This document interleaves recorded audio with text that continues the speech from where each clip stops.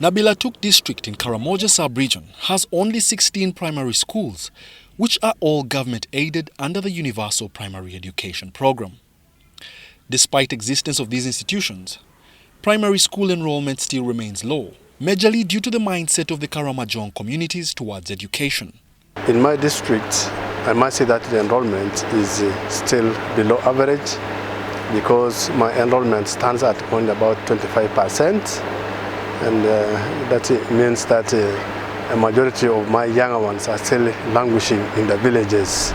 Only 25% are enrolled. Just like any other part of Karamoja has low enrollment just because the community is still negative.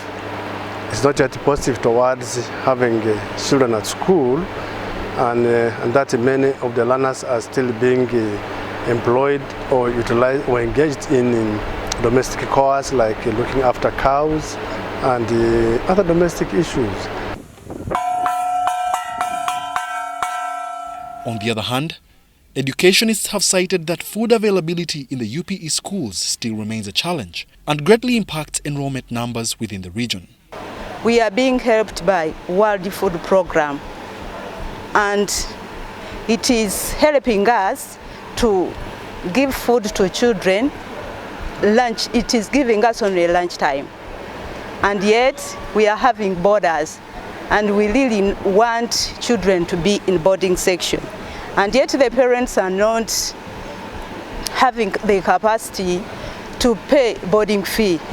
You as a teacher, you will see that the food is really very little, because even children themselves, they complain that the food is not enough, because once you see you have finished serving the food, but you see children still struggle to get more, it's a sign to show that they have not yet got what is enough.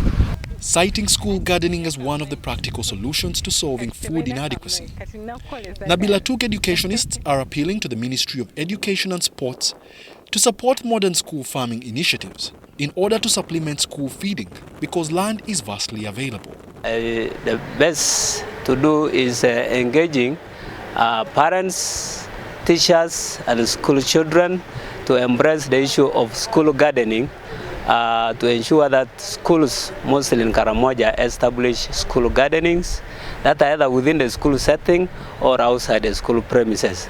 But the basic challenge now that comes in is if a community embraces the value of school gardening as a factor that would supplement the feeding of children in school, then they would be in position to provide land outside the school for schools to ensure that there is gardens established for schools that would supplement.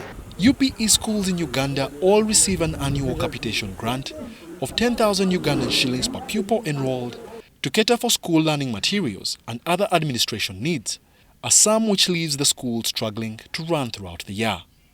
Teachers are optimistic that if supported, school gardening will go a long way in increasing enrollment while instilling farming skills to the Karamoja children at a tender age. Wadulo Mark Arnold, reporting for UBC News in Nabilatuk District.